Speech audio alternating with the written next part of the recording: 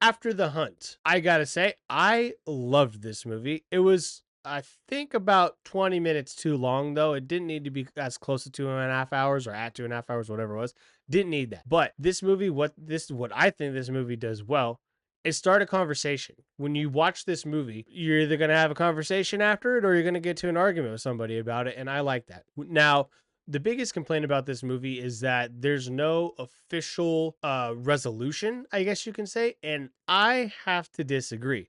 While the movie doesn't say it, I think the movie shows it. And what I mean by that is, so just into the synopsis, Andrew Garfield's character is accused by I think her name's Adebayo in real life. Adebayo's character for sexual assault.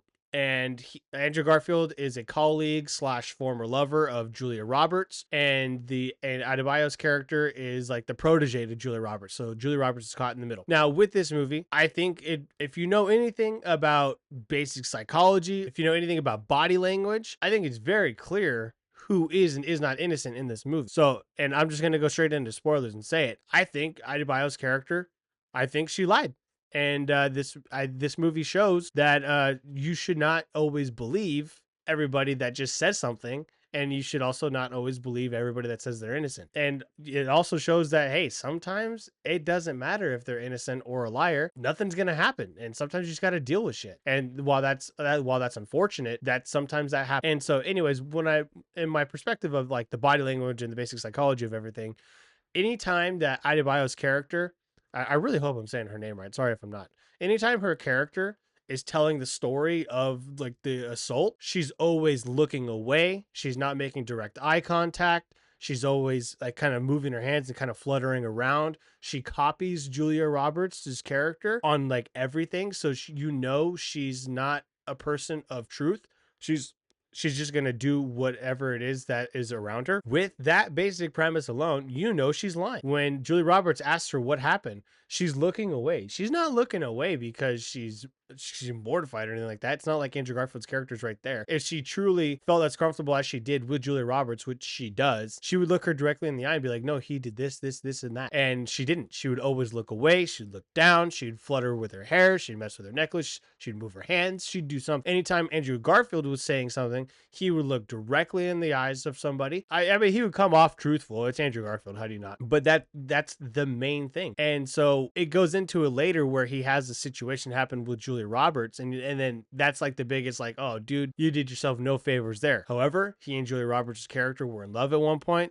They've had a past. And so with that, you kind of understand it a little bit more. Doesn't mean it's okay, but you understand him not pulling away from Julia Roberts' character more because you know that they have a past. So if he was still able to do that with her character, then what would he be doing with Adebayo's character? So I forgive me for not knowing the characters' names. I don't remember one character's name, which I guess is kind of a problem if you don't remember the names of the characters. But either way, the acting is good for the most part. I would say it's great between Andrew Garfield and Julia Roberts, and I enjoyed this movie quite a bit. I had my own predictions as to why people were not liking this movie before it came out. It had like early reviews, and a lot of people didn't like it. I think it was like in like the 50 to 60%. And my assumption was that it's Hollywood, and the fact that the white guy's probably innocent in this movie, Hollywood's not going to like. So that was my little thought process going into it. And after seeing the movie, I wholeheartedly believe that's the case.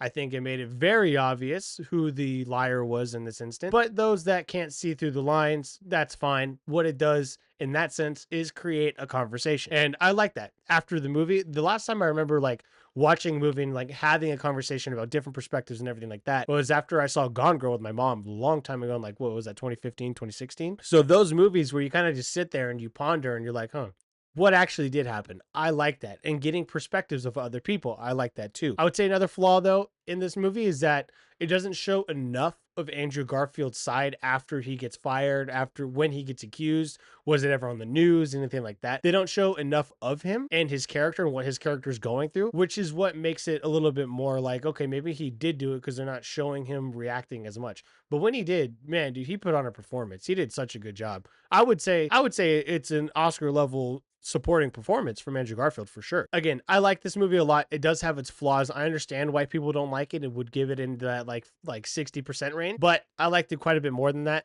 And I give this movie an 8.5 out of 10.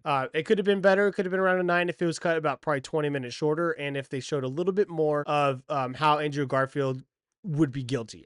The whole movie I did not think he was. I didn't think they did enough to like make me question it, except for one time. But the one time is kind of understandable, even though it's not okay, if that makes sense. Thanks for checking out this movie review. Please be sure to like and subscribe, and leave a suggestion down below of what movie you'd like me to watch and review next.